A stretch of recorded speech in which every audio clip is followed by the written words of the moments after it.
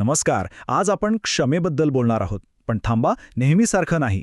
म्हणजे क्षमा करणं हे काही नैतिक कर्तव्य वगैरे आहे असं म्हणून नाही, तर क्षमा हे ऊर्जा वाचवण्याचं, एनर्जी मॅनेजमेंटचं एक जबरदस्त प्रॅक्टिकल साधन कसं आहे, हे आज आपण समजून घेणार आहोत. चला, सुरुवातच एका थेट प्रश्नाने करूया. जरा विचार करा, आपल्या आयुष्यात सगळ्यात जास्त वाया जाणारी गोष्ट कोणती आहे? काय वाटतं? बहुतेक जणांना वाटेल की पैसा किंवा वेळ, पण खरं उत्तर आहे आपली विचार ऊर्जा. हो, आपली थॉट एनर्जी. ही एक अशी शक्ती आहे जी लिमिटेड आहे पण खूप खूप मौल्यवान आहे. आणि आपण नकळतपणे ही शक्ती कशी वाया घालवतो? चला जरा खोलात जाऊन बघूया. तर आपण आलो आहोत आपल्या पहिल्या भागात.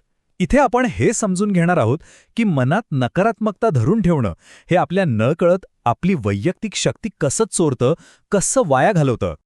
विचार करा, जेव्हा आपण कुणाबद्दल मनात राग, द्वेष किंवा वैर धरून ठेवतो, तेव्हा आपली कितीतरी मानसिक शक्ती फक्त त्या एका व्यक्तीला आणि त्या एका जुन्या घटनेला चिकटून राहण्यात खर्च होते. ही तीच एनर्जी आहे जी आपण आपलं भविष्य घडवण्यासाठी वापरू शकलो असतो. पण नाही, ती आता फक्त आतल्या आत जळण्यात वाया जात आहे. आणि हा जो आतला संघर्ष आहे ना, त्याला एक जबरदस्त उपमा दिली आहे. हा संघर्ष म्हणजे दुसरं तिसरं काही नसून आपल्या मनाचं सगळ्यात मोठं प्रदूषण आहे.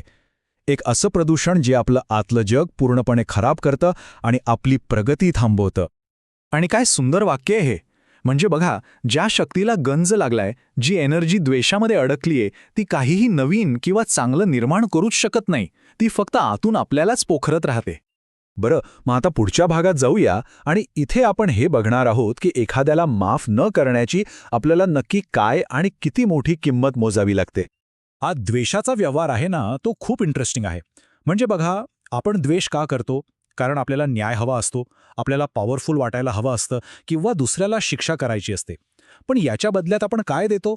आपली शांत झोप, आपलं आरोग्य, आपली सगळी मानसिक ऊर्जा आणि सगळ्यात महत्त्वाचं आपला आनंद. खरं तर हा स्वतःच्याच पायावर दगड मारून घेण्यासारखा सौदा आहे, नाही का? आणि हा मुद्दा किती महत्वाचा आहे बघा. विचार करा, ज्याने चूक केली आहे तो कदाचित विसरूनही गेला असेल, पण आपण त्यांना माफ न करून रोज प्रत्येक क्षणी स्वतःला शिक्षा देत राहतो. ही एक अशी शिक्षा आहे जी आपण स्वतःला दिलेली असते. मग यावर उपाय काय? सोपं उत्तर आहे क्षमा.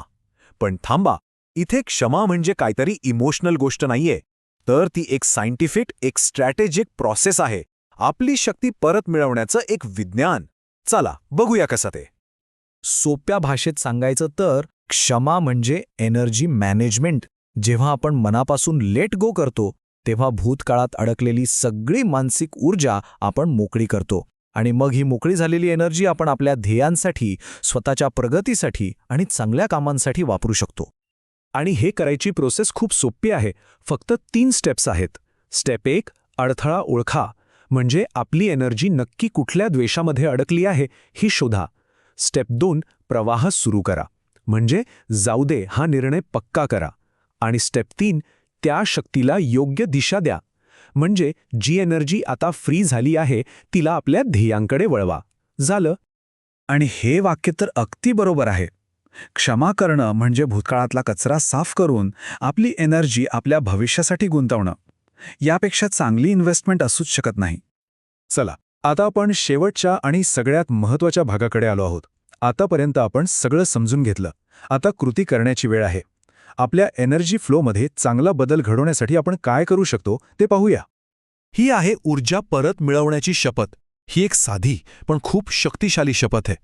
ही आत्मशुद्धीकडे आणि चांगल्या कामांकडे टाकलेलं पहिलं पाऊल आहे. स्वतःला दिलेलं एक वचन की आता ही एनर्जी फक्त योग्य ठिकाणीच वापरली जाईल. आणि हाच तर खरा फायदा आहे या सगळ्याचा शेवटचा आणि सगळ्यात मोठा लाभ. म्हणजे जी एनर्जी इकडे तिकडे विखुरलेली होती ती आता एकवटून एक क्रिएटिव्ह पॉवर बनते. तर आजच्या या चर्चेतून आपण काय शिकलो? चला एका मिनिटात बघूया. सगळ्यात पहिलं, आपली एनर्जी लॉस का होते? कारण मनात ठेवलेला राग आणि द्वेष आपल्या मेंटल एनर्जीसाठी एका शॉर्ट सर्किटसारखं काम करतो. दुसरं, या रागाची किंमत कोण मोजतं? आपण स्वतः. आपला आनंद, आरोग्य आणि झोप गमावून. तिसरं, यावरचा सायंटिफिक उपाय काय? क्षमा. ही कोणतीही भावनिक गोष्ट नाहीये, तर आपली एनर्जी रिसायकल करण्याची एक पद्धत आहे. आणि चौथं, करायचं काय तर क्षमेची शपथ घ्यायची आणि आपल्या विखुरलेल्या शक्तीला एका क्रिएटिव्ह मार्गावर आणायचं.